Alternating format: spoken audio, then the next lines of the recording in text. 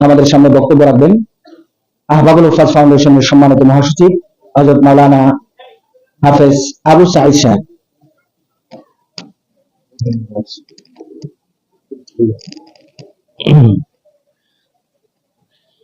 আসসালামু আলাইকুম ওয়া রাহমাতুল্লাহি ওয়া বারাকাতুহু।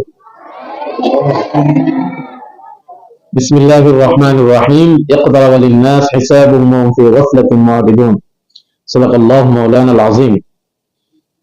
আজকের যারা বাইতুল নূর ইসলামিয়া মাদ্রাসার বছর শুরু থেকে নিয়ে প্রথম শ্রেণী পরীক্ষা পর্যন্ত যারা লেখাপড়া করছে এবং পরীক্ষা দিছে, আজকে তাদের একটা সফলতা এবং এই রেজাল্ট কার্ডের মাধ্যমে তোমাদের যোগ্যতা প্রকাশ পাইছে, কে কোন অবস্থায় আছে পড়ালেখার মান। রেজাল্ট কার্ড যখন পিতামাতার কাছে দিবা, রেজাল্ট কার্ড যখন পিতামাতা দেখবে যে তোমার পড়ার অবস্থা কেমন, যদি ভালো হয় তাহলে পিতামাতা অনেক খুশি হবে, আনন্দিত হবে। ঠিক না ঠিক বলো? এই জন্য প্রত্যেকটা পরীক্ষার পরে যে হিসাবটা হয় কার কোন অবস্থান, এই অবস্থানের মধ্যে প্রত্যেক মানুষের হিসাবে তো খুব নিকট। মানুষের যখন মানুষ মারা যায় সাথে সাথে তার হিসাব নিকাশ শুরু হয়ে যায়, ঠিক না? আর যখন মানুষ পরীক্ষা দেয় তো তারও একটা হিসাব নিকাশ কিন্তু শুরু হয়। তার পরীক্ষার মাধ্যমে, পড়া এবং লেখনির মাধ্যমে তার যোগ্যতা আছে, কি পড়াশোনা করছে।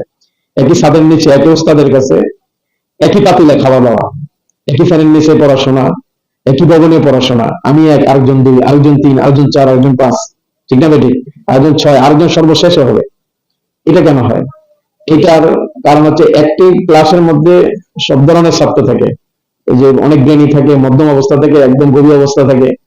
তো তোমাদের মধ্যে যারা মানে জকিব জেহানি ছেলে, তারা দেখে এক হয়ে যায়। এখন যারা গভীর, যারা 10 নম্বর হয়েছে, 11, 12 নম্বর হয়েছে, এদের কি অবস্থা? আমি কি এক হতে পারবো না?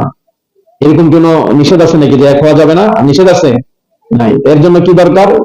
যে আমার পড়াশোনা বাড়ায় দেওয়া দরকার, সময়কে মূল্যায়ন করা দরকার এবং নিজে প্রতিজ্ঞাবদ্ধ হওয়া। আজকে যেভাবে একজন অতিথির হাত থেকে অন্যরা রেজাল্ট কার্ড গ্রহণ করছে 1, 2, 3 হওয়ার কারণে, আগামী পরীক্ষা এদেরকে হটায় দিয়ে আমরা নিব ইনশাআল্লাহ। ইনশাআল্লাহ বলো। এই প্রতিজ্ঞা করো যে আগামী পরীক্ষা আমি 1 হবো, আগামী পরীক্ষা আমি 2 হবো, আমি 3 হবো। সর্বোপরি সবাই পড়ালেখা মনোযোগ যখন বাড়ায় দিবা, প্রত্যেকের রেজাল্ট এমন হয় পরীক্ষার মধ্যে একটা ক্লাসে একাধিক ছাত্র এক হয় না? একাধিক ছাত্র এক হয়, 10 জন 11 জন এক হয়। বেফাকুল মাদারাসে আরাবিয়ার যে পরীক্ষা হয়, কেন্দ্রীয় পরীক্ষা হয়, 1 নাম্বার অনেক ছাত্র হয়, অনেক ছাত্র। এটা একমাত্র কারণ হচ্ছে যে তাদের অনেক মেহনত বেশি করা।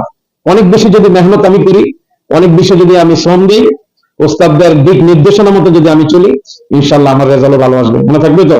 ইনশাআল্লাহ। আল্লাহ তাআলা আমাদেরকে পড়াশোনার এবং সময়কে মূল্যায়ন করার তৌফিক দান করুন। আমিন।